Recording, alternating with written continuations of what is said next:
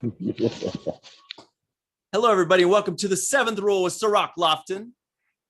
Hello, hello. And Melissa Longo, of course. Hello. This is the Star Trek Las Vegas series.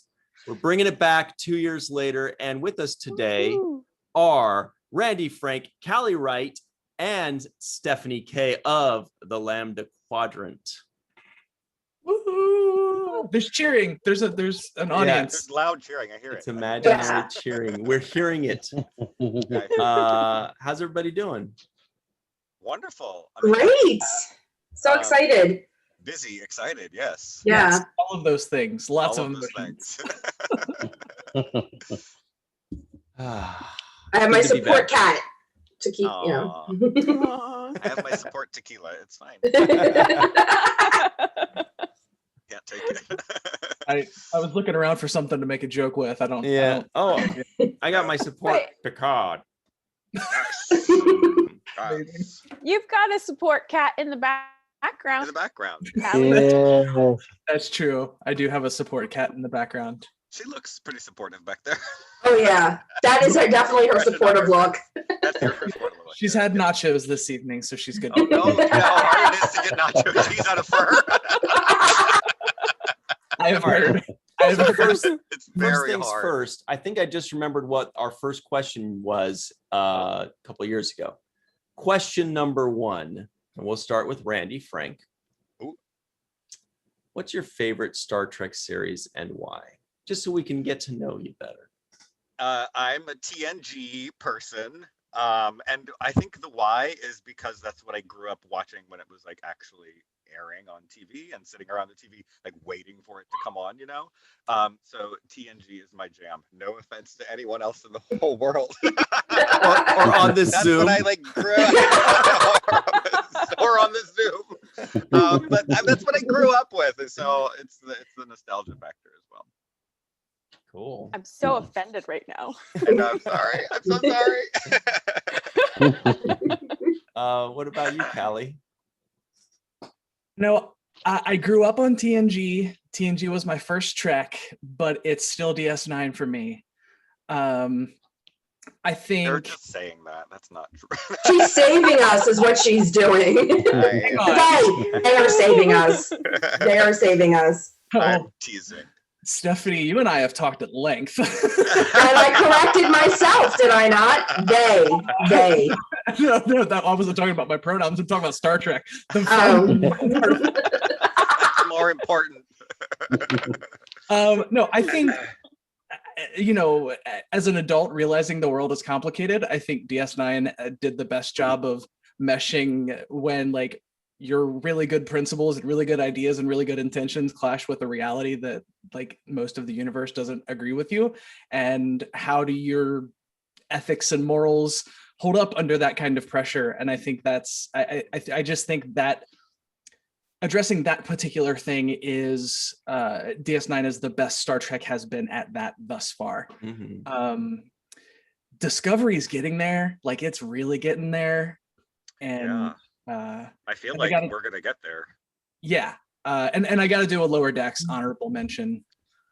Hey, I cannot. Lower Decks. There it is. I cannot get enough of that show. But yeah, DS9 for sure. Just for all of those reasons, and my favorite characters too. I just feel like sometimes in TNG, especially, God, I don't want to like talk crap about anybody, but sometimes it feels a little one-dimensional, right? Like everyone's virtuous and people only have flaws when it makes sense for the plot.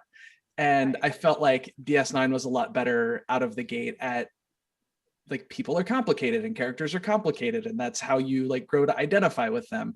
And it also gives those characters a bigger chance to grow. And so yeah, I still think DS9 is the best at that Star Trek has been. And by the way, Lower Decks will be premiering its second season while we're at Star Trek Las Vegas, if I remember correctly. Like right in the middle of it too. I know, what a bummer. I don't know how we're gonna. I'm like, how am I gonna watch it? Do it next week. Got my iPad. I'll be out on the floor, like. Well, no, just think you can get home and binge it. So. Or maybe there'll be Yeah, a but you can't do screening. that because you know that everyone at the con is going to be walking around talking about it, giving spoilers. So you got to like run up to Oh the room and watch no. it. Yeah, Yes, they you're will. right. They are because people love to do that. Yeah. There's going to be like dozens of epic watch parties, I bet. Yes. Mhm. We'll just put up a sign at our booth, spoiler-free zone. Spoilers. Charge double for spoilers. Spoilers. Yeah, exactly. So Stephanie, what's your favorite Star Trek series and why is it Enterprise?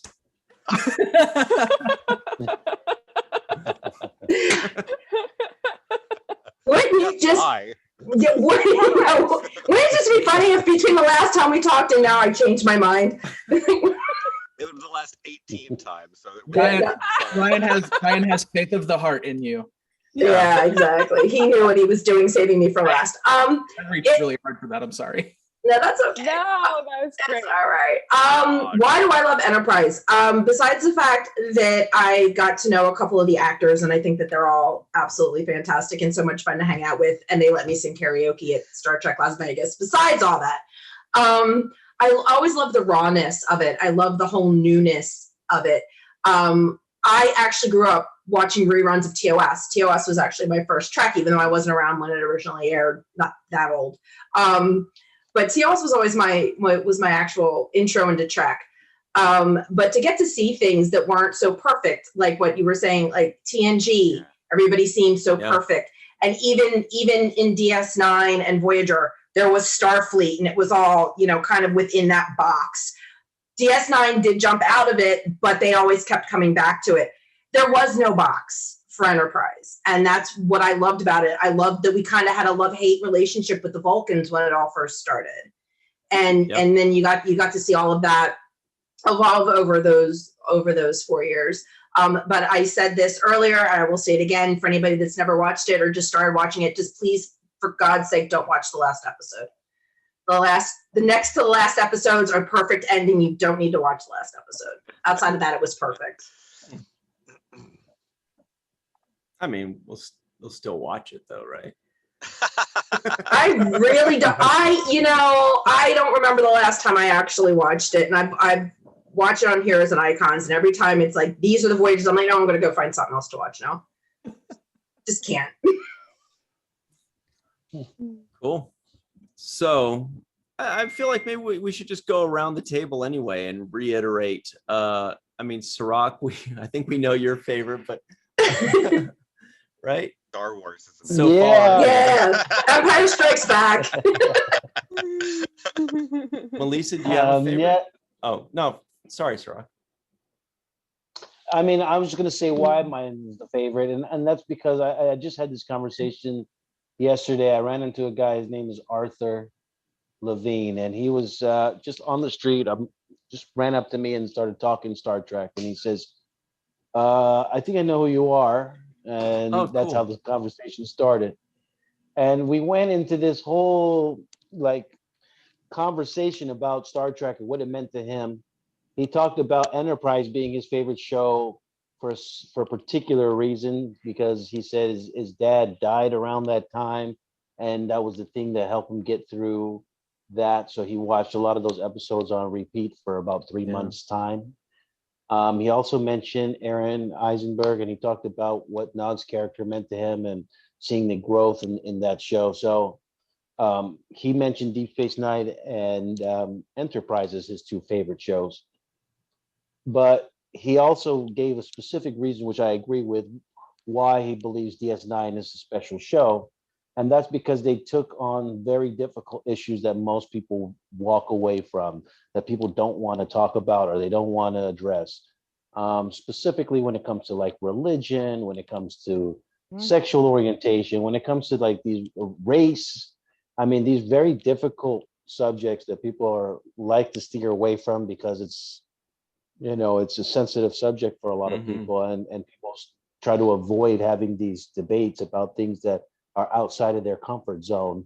But I think what DS9 did was really well was place some of these concepts in the realm of science fiction so that it was easier for us to digest, easier for us to comprehend certain concepts and learn from those things. And that's why, as I watch DS9, I certainly have a an appreciation for the kind of storytelling that they're trying to do. They're trying to talk about, difficult situations and the complexity of the human nature, which is what Callie was talking about, the complexity of how we are as people. It's not always just cut dry. He's in this box, she's in that box. So these people are like that.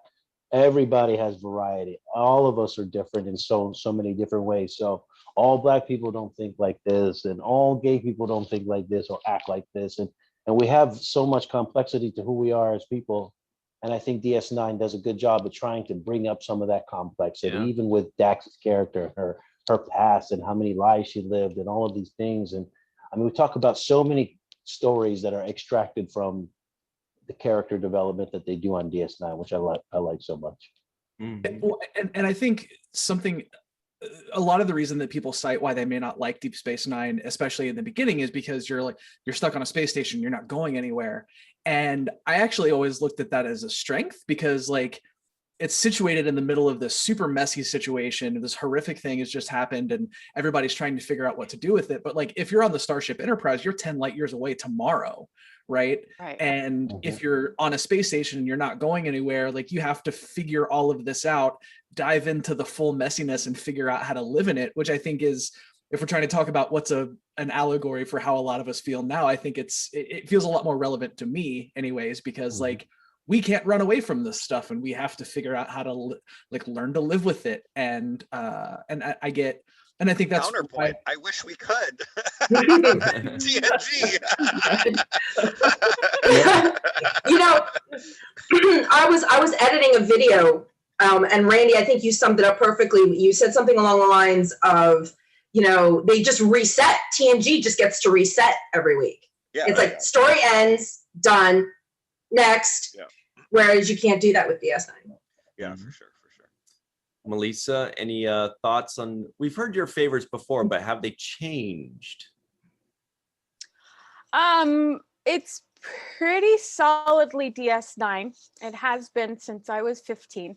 So I did watch TNG with my older sister, where she would watch it every once in a while, and I enjoyed episodes with her and what have you.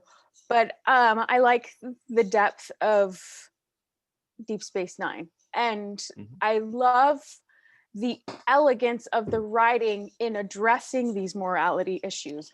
It's not telling you what to think about certain things, but it's opening your eyes to somebody's point of view, on either side.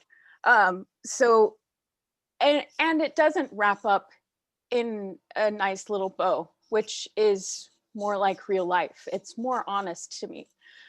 So it's an intelligent show. It's an emotional show.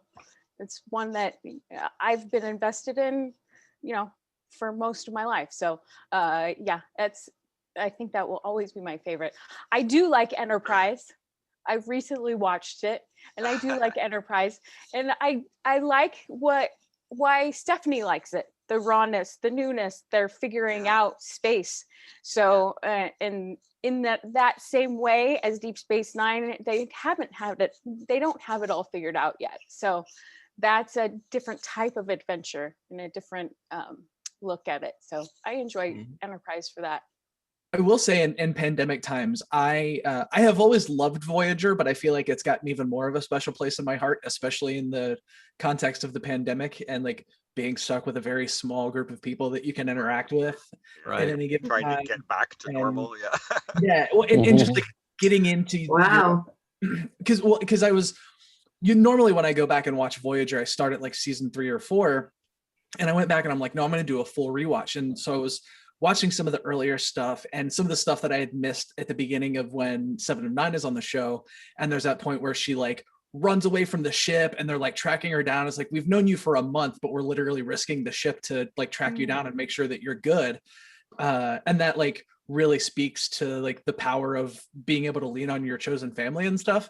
And so that's something I've never had a bad thing to say about Voyager, but I think it's a lot more special to me in the context of the last year than it was before. All right. So since this is the STLV version of our show, we definitely want to talk to you a little bit about, your convention going in Star Trek Las Vegas and all of that, which is now called the 55-year mission something or other, but we do love it and we go every year.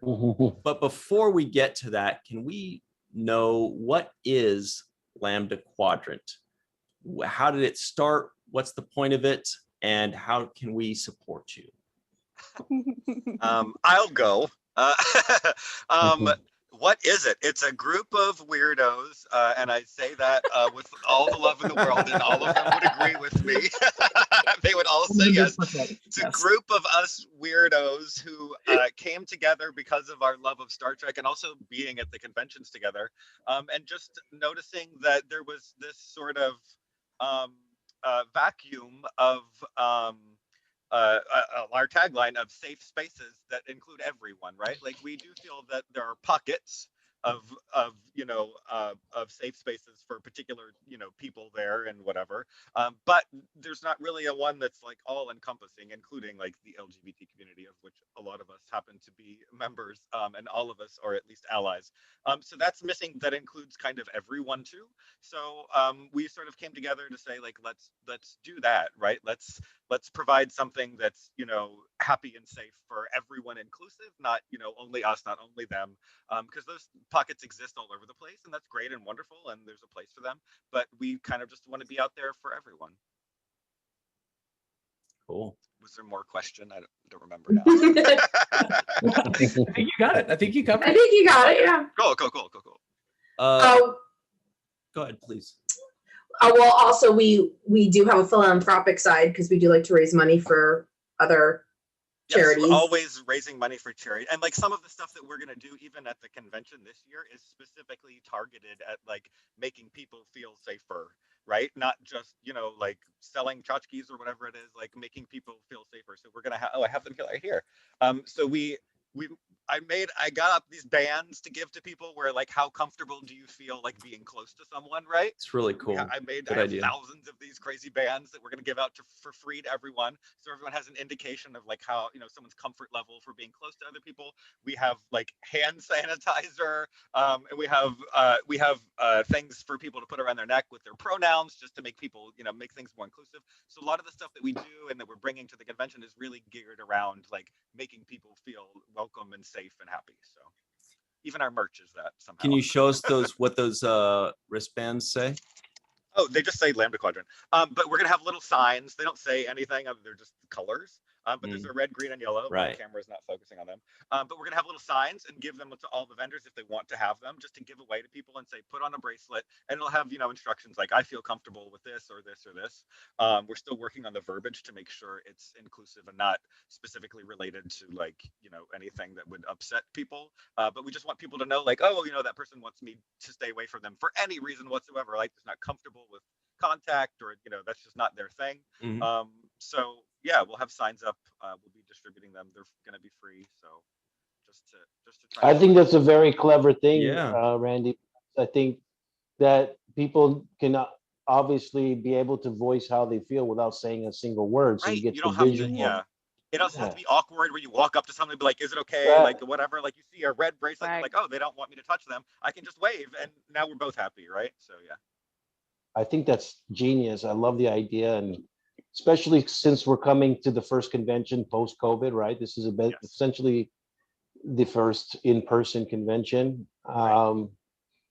post-COVID. So everybody's going to be having their own kind of whatever their rituals are, whatever their routine is, or how they deal with handling the post-traumatic stress of COVID and have social distance from everybody. And we're all kind of going to be new to this, right? We're all going to be thrown into this room together and say, okay, y'all figure it out. Sink or swim.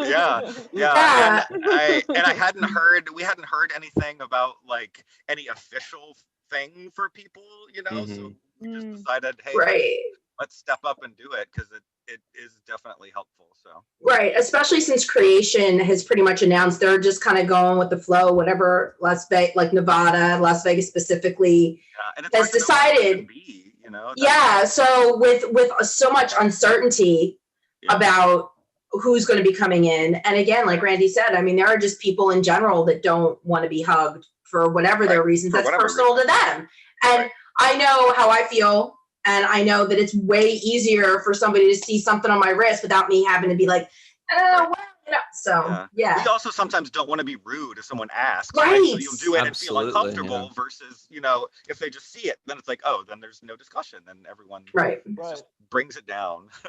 And sometimes your first reaction is to like, oh my God, I haven't seen you. And you want to reach in and give them a hug. Right. This way, you know, hey, this person doesn't want to doesn't want to hug, but you're still happy to see them. Yeah, and they don't have to feel happy to see. Yeah. But you know what? It also opens it. And by the way, I think everybody agrees that this is a brilliant idea. But especially, what if the person, say in general, doesn't want to be hugged or doesn't want to be approached by creepy guys, because there's some of them out there, especially in Vegas. And so they put on like the red bracelet, which means, hey, you know, keep your distance, just go like this or say hello or whatever. Then that person can initiate the hug if they want to hug. Exactly. Right? Because it doesn't necessarily mean I never hug anybody. It just means like, hey, don't approach me yourself. Don't assume. Right. Yeah. No, that's very true. Yeah. So if the red and the green bracelet come together, the red can run over and grab the green bracelet person, and it's totally fine because then you know. But yeah, that's a good point. Exactly. So that's really cool. I'm gonna have all 3 bracelets on. I'm gonna confuse the hell out of everyone. Just put them on different parts of your body. Like, oh, he likes ankle hugs. Okay, cool. Yeah, exactly. Because I saw green, yellow, red, and I'm thinking that's my country flag, right? That's Ethiopia flag. There you go. Oh, there you go. Rasta, so I might have all 3 on. That's fine. You can confuse whoever you want. It's all right. I just want to say for the record, I am green bracelet for everybody in this conversation. Nice. Damn, I love hugs. I know it, and I know not everyone does though. Y'all get green. Y'all get green. I think we're all huggers in this group, except for Randy. Oh, for sure. Oh no, I paint my whole arm green.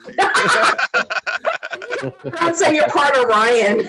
Yeah, there we go. Just this arm. It's weird. I don't know. So that's just the kind of arm. thing that we do and will be doing. That's really we cool. also just like to have conversations with folks.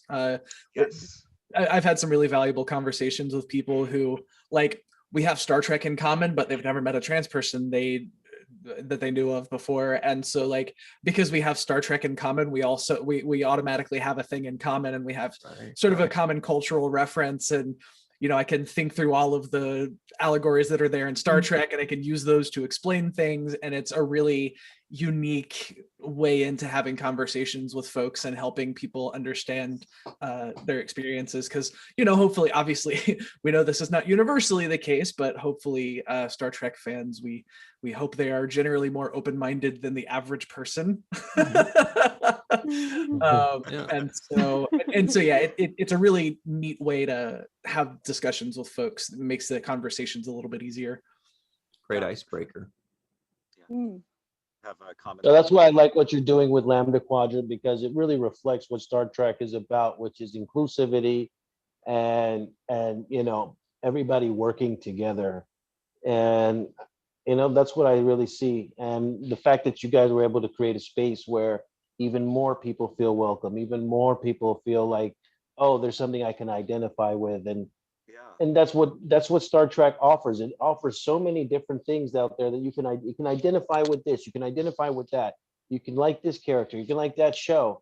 And so there's so many things to identify with. And the fact that you are creating this place, this space where people feel comfortable, and that's ultimately what we do at these Star Trek conventions in Las Vegas.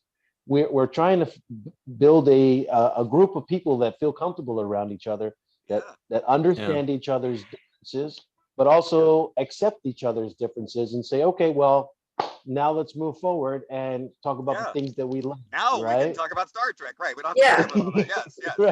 Talk about the important stuff. Like and that's one of the first valuable lessons that I learned as a kid is like, it's not even just that like being different is okay. It's like being different's kind of cool. And it's nice to not be around people who are 100% like you all of the time. And that was, I mean, my mom always acted that way. Like my mom is fantastic, but Star Trek was kind of the venue where I heard it said explicitly out loud, like, no, the fact that these people are different is why we are interested. This is why we're here. This is amazing. Right.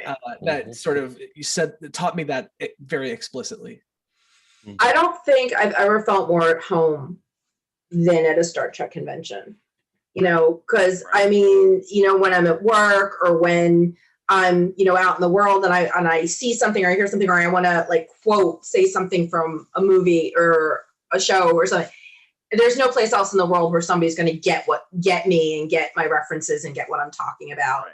And I don't have to worry about people looking at me like, what is it with this sci-fi crap? It's like, because, you know, the last job I had before I got laid off for COVID, there was nobody there that got it. So, you know, I would be sitting there. Like, even within that world, like, I don't know about everyone else here, but even at Star Trek conventions where I felt like happy to the most, but there were parts where I was like, I don't want that part. Like, I didn't walk around with the rainbow on, right? Like, or like people who have whatever else it is. Like, so you still, even in that world, can feel alienated, and sort of that's our goal, is to knock those walls down.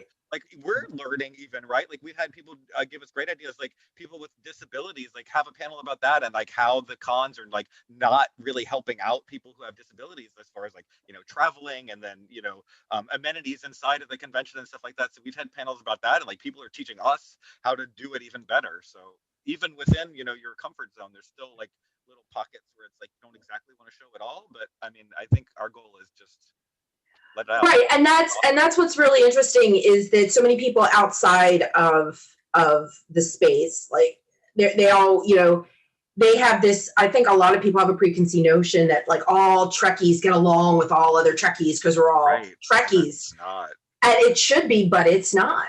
Have you been on Twitter? Right. Everyone on Twitter hates everyone. So well, yeah, you can, yeah. But yeah, I really do feel like that's a preconceived notion. Well, if you all like this show, but no, and that's why Randy brought us all of us geeky weirdos together. But what I will say, though, from my experience, is that from meeting a lot of the fans and getting to know them, that I believe that Star Trek has the most intelligent fan base out of pretty much anybody.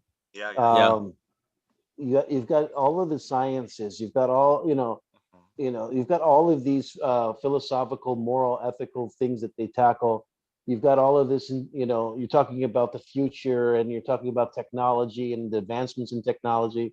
And there's so many ways in which that I believe it caters to a more intelligent fan base. And the only time I'm disappointed in Star Trek, any Star Trek, is when it fails to take its audience seriously and fails to expect that they're intelligent enough to understand it, I like when they're using all type of concepts and using words and medical terminology and and photons, protons, and all these things, and you're like, oh, okay, that's great. Like I feel like I'm learning, even though I don't get half of it.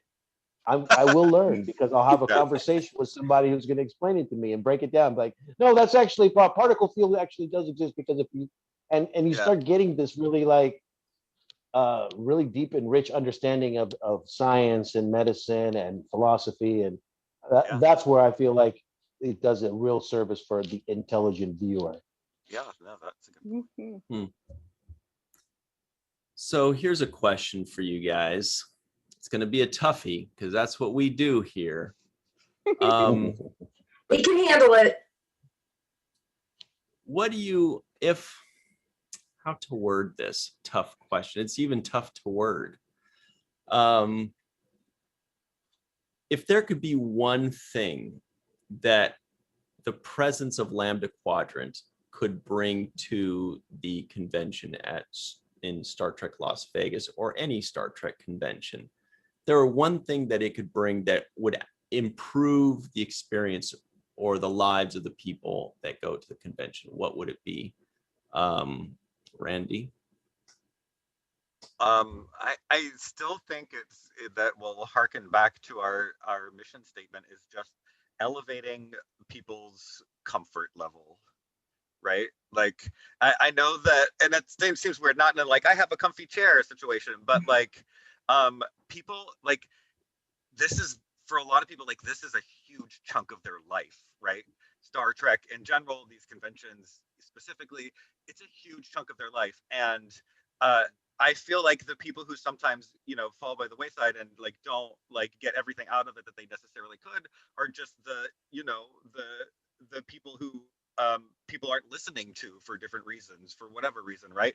And so honestly, like just that, like that pulling people together, lifting people up a little bit, if we could just do that like a tiny bit, like it elevates the whole thing, right? Like everyone together up a little bit, I feel like. So if we can do that, if we can just make like a few of the people lift up, like that spreads like wildfire, right? So my goal for this year is to do that as much as I freaking can, but the one thing that I would want to do at any is that just that little lift, because it spreads. I was a lonely Star Trek fan when I was a kid, right? Yeah. Like I got into Star Trek when I was like 8, and I didn't meet another kid who liked Star Trek until I was in like 6th grade, and we were friends for like 2 years and had a falling out. It was a whole thing. But that is to say, like I got that deep into Star Trek, started learning Klingon, all of that sort of stuff completely without any interaction with the community of any kind. It was just me and my TV and like at the very beginnings of the internet, the stuff that people were talking about on the internet. And I remember like kind of working out into the world as an adult in my late 20s and starting to meet other people who like Star Trek. And then I decided to go to a convention, and there's something special about being in a space where people get you on that level, right? Like there are tons of people on my wife understands me better than anyone else in the world, right? But there is a way other Star Trek fans get me that no one else in the world does. And then like we were talking about the different communities within communities, right? Meeting other queer and trans Trekkies who have that even deeper level of these people get me.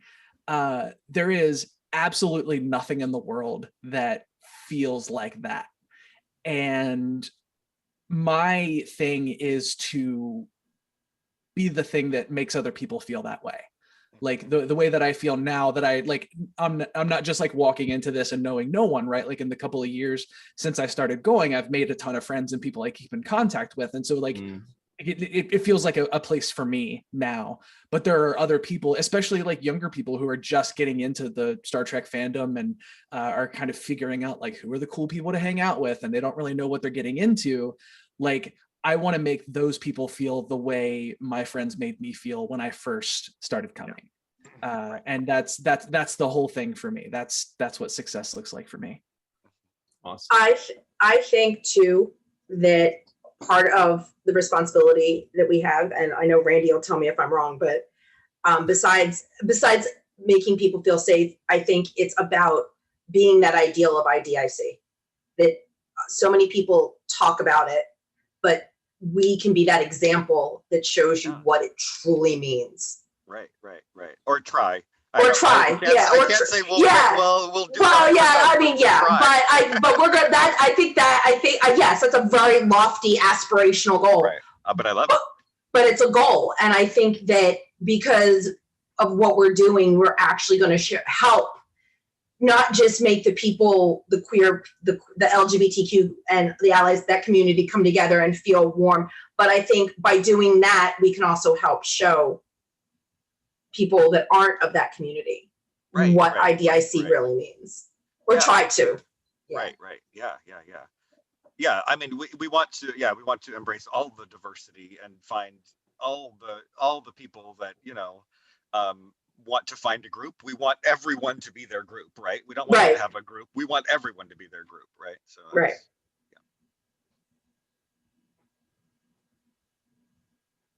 I think about I think about what Aaron Eisenberg used to do a lot, and I watched him do this many times. He would be sitting at his table, and somebody walks by, and they stop and they look. They might point or talk to their friend, but they feel some type of intimidation or fear, or they just don't want to go up and say something. So they'll from a distance kind of look at him and just like, that's the guy who played Nog, you know? Yeah. And he would, without, I mean, a hesitation, almost every single time, say, "Hey, come over here." Come, like, don't just stand over there and look at me and take a picture of me from far away. Come over here, get close, talk to me. You don't have to buy an autograph. You don't have to get anything from my table, but say hello. Say hello. And that's really, like, if you can break that down from one person, each person at a time, who feels that barrier, who feels like, oh, do I belong here, or can I say that? Is it all right to do this? Should I tell them what I feel? And I think that we need to make it clear for everybody that no, we have an inclusive place. You can say what you want to say. You can come in and have these conversations, and we're not so far away and so abstract, or that we can't relate to people and talk to you. And I think that's what the fan base is about. That's what the Aaron was trying to do when he was, doing his rounds of conventions, was trying to give everybody a hug and make them feel welcome and make them feel a part. And I think that's what we all have a part to play. And I think the more we allow people to feel like they're comfortable and that they can have a part to play, it's totally, it's for the worthy cause that you guys are talking about. That's what you guys are accomplishing with Lambda Quadrant. Yeah, I saw him do the same thing, and it was wonderful. He did that with me. He did that. He did that with he did that with me too. But just not to talk about it, but to sum up, Aaron, I think with that mentality, the last time we were all together in 2019, I was doing interviews for my podcast, and I had one question to ask Aaron. It was very important. It was a question from a listener. It was. It's Only Paper Moon. It was a really insightful question about PTSD. And Melissa showed it to Aaron. Aaron wanted to see it. And Aaron said to me, how about if I call you about a week after this is all over? I've lost my voice and I don't have a voice to do your show, to do the recording. And I thought, that's because all he does is talk to people for 5 days straight. Yeah. And I was like, you know what? And he did. We got on the phone and he did it. But I'm like, that just sums him up. He just doesn't have a voice by the time it's all over. Right. No, that's and really it's not just at the table. It's no, it's not just at the table. Dinner. It's everywhere. At the elevator. Everywhere. Yes. Yeah. Yeah, he could. Yeah, I talked to him. We were walking to lunch and I asked him something about that. And he's like, he does. If he's walking to the vendor room to lunch and somebody wants to stop and talk, he doesn't care where he was going. He would stop and talk. Yeah. But he was so aware of that other person's hesitancy. He was so aware of the other person's complex about having to open up and how they felt maybe uncomfortable, or they were scared to take that first step. And he would recognize that right away and diffuse it with comedy, diffuse it with with open arms. And then next thing you know, that person, whoever it is, you start to like, oh, it's like a weight off of your shoulders. Like, oh, okay, I can be myself, and nobody's gonna judge me, or nobody's gonna.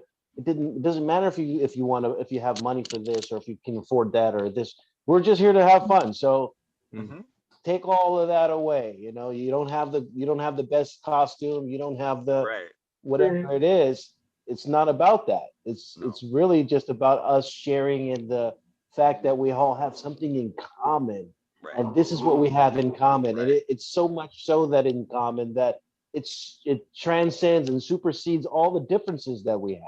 Right. If we allow it to, if we'll let it, And so I think that's one of the beautiful things about Aaron Eisenberg as a person, what he was able to do and how generous he was with his spirit. Agreed. He was absolutely. He was a wonderful example of how to live IDIC, because he was. Yeah, absolutely. Right. I mean, he wasn't perfect, but Yes, he was. Yes, he was. How dare you? I'm going to raise my hand here and just go ahead and put myself out on a limb. Somebody has to explain IDIC to me, because I don't. I don't know what that. That's quite a teaching moment. I love it. I'm not afraid. It's I'll tell you. infinite diversity and infinite combinations. which is basically means that people come in all different types and to accept them all. It's a Vulcan thing. The Vulcan thing, yeah. Okay. It's a Vulcan thing. Surprisingly, Vulcan thing, those okay. Surprisingly, snoots. right? Yeah. Like they don't really. Yeah. They right, don't. but- Yeah, they're not really that accepting of. They're tolerant of people, but Right. whatever. But logic would dictate that IDIC exists. So Melissa, you were going to say It is something? logical. I don't know if we talked over you. I forgot where I was going with it. Oh wait, you said when I think you were saying he wasn't perfect, and we all just pounced on you. in that he recognized that he still had a lot to learn, Right. and he went out of his way to try and learn it. Yes. Whether he was successful at learning whatever he wanted to learn, but yeah, in that sense, wanting to learn more and knowledge of different types of people is how he lived his life and how he was a wonderful example of IDIC. Mm-hmm. Very true. That's very true. The Absolutely. first like conversation we ever had, he asked me like, he's like, I don't want to offend you, but can I ask you something about gay? And I was like, Can I ask you about gay stuff? not offended. Yeah, I was like, I guess. I was like, now it's just awkward, but he was so sweet about it. I was like, how can I say no after someone says something? I was like, of course, whatever you want to know, like whatever. I had those conversations with him too. He would ask me about trans stuff, and he would do the like, oh, I'm kind of afraid to ask this question because I don't know if it's offensive, which is fine, because like getting to know him a little, I was like, I know you have good intentions here, so even if it sounds awkward, we're gonna be fine. We're gonna be fine. Yeah, as long as it comes from a place of love, like ask whatever, you know, like that doesn't matter. Yeah. And I mean, this wasn't, I think I had met him like 5 minutes before this happened. And we had, and the conversation just got that deep that quick. And I was telling him about my dad, and he was talking about being lonely as a kid with his health problems. And it was like, oh my God, this is, I do tend to make friends fast, but I feel like our powers combined in a powerful way on that one. Yeah. That's got to be the coolest feeling, is when somebody's approaching you and you know they're uncomfortable or they're feeling awkward and they're already worried that they might offend you, but they're willing to just push past that in order to better themselves and ask you how they can better understand or better themselves. It's got to be a great feeling. Yeah. The willingness to be vulnerable is something that I think I understand why people don't, right? Because it's difficult, but it's something that I can immediately, kind of read in someone. And that was that says something about you when you're ready to put yourself out there and like, well, I might make a complete ass of myself, but I'm just going to do it anyways because it's important. Right. But I feel like when you do that, you get like twice out of it, because the other person that you're doing it to then either steps towards you all the way or at least a little bit. So putting it out, it doubles, ish, like somewhere in there, right? But putting it out there brings the other person to you, because it's hard to blow somebody off when they're being, honest and sincere and open with you. It's hard to be like, get out of here. I mean, some people will, obviously, but, they usually return it in kind, at least a little bit. No, and I was going to add, Callie, that you said the willingness to be vulnerable. I would say it's the courage to be vulnerable. I think it takes courage to be able to put yourself out there and say, look, I don't know about this, but I want to know more. And I think you're the person to ask. And I think if you start with that disclaimer, like, I don't want to offend you and I hope this doesn't sound right or come across wrong. If you start with that, then at least I know, okay, you're not trying to tear me down. You're not trying to make fun of me. This is not a joke. This is not a game. This is something that you're taking seriously. And you are really trying not to offend somebody, right? Or be offensive. And so I think that's where Aaron was great at. He would start off with that. Like, look, I don't know anything about this. I'm going to be honest with you, but I want to ask you, and if it's all right with you. And he was the most sensitive about offending somebody. He didn't want to offend somebody. He would always, did I offend him? I don't know, Ciroc. I said this, and I don't think it. Oh, I gotta go back. I gotta see him. Oh do you my think, do you think he's offended? You think he's mad at me? Is he mad at me? That's so him. It's so him. Yeah. So I think that's just his nature, and I think it takes a certain amount of courage to be able to just address your own ignorance about something and try to explore it and say, hey, look, I got questions to ask. It's not just like I did right now. It's no shame in raising your hand saying, I don't know what this is. Please explain it to me, guys. I'm not gonna pretend like I know and laugh with the joke. Somebody tell me what the hell we're talking about. Right. I mean, your desire for like knowledge and to make yourself better, when that like overcomes your ridiculous thing that is, just sensitivity to something or being scared, like all kinds of wonderful things happen, right? So it's a tough one to get over, especially in society today. But if you just that little hump over it, like things open for sure. Speaking of little humps. Oh no, please go ahead, Callie. No, I want to know where Ryan was going with that. Wait a minute. Yeah, that's Ryan's favorite Just gonna thing leave to that. play with words. I'm just gonna leave that cliffhanger where it is. No, I was just gonna say, I think when we're talking about creating spaces where people feel more comfortable, right? I think it's honoring the courage, right? I think it is incumbent on us to, if someone else is approaching us in good faith, it's on us in most cases, not all cases, to honor that with good faith of your own and try to like see the best and think the best and hope the best and like wait to be proven wrong instead of assuming the worst, right? And obviously there's no universal rules, right? Like, there's plenty of times where that might not apply, but like generally speaking, you're just like a human approaching another human, and I think there's a two-way street when it comes to honoring that vulnerability.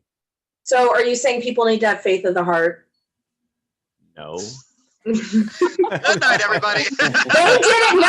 They did it earlier, so this is No, but No, you guys fine. are gonna be so disappointed. I was just gonna say, speaking of little humps, it's time for us to go. It wasn't anything funny or interesting. No. It was just that it's time. sad. Yeah, it is It's a sad. sad joke. We got us set up for an epic. I now want to sign out of every live event we do. Speaking of little humps, and then that's just it. And we just cut. Yeah. That's all it was. Just a brilliant segue.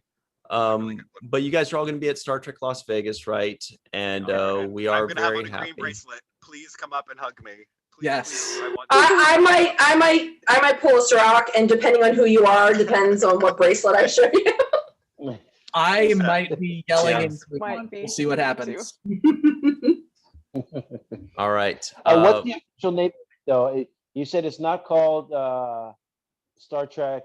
It's not the Star Trek. Yeah, What it's is it? like 55-year mission. It's a sentence. It is now the 55-year. Okay. Yeah. STLVPPLMNOPQ 55555 because I can't. There's a plus at the end. Yes, there's a plus. Yes. There's always a Minus. plus. And there's a weird, like, it's like the Prince symbol. Like, Yeah. Yeah. Right.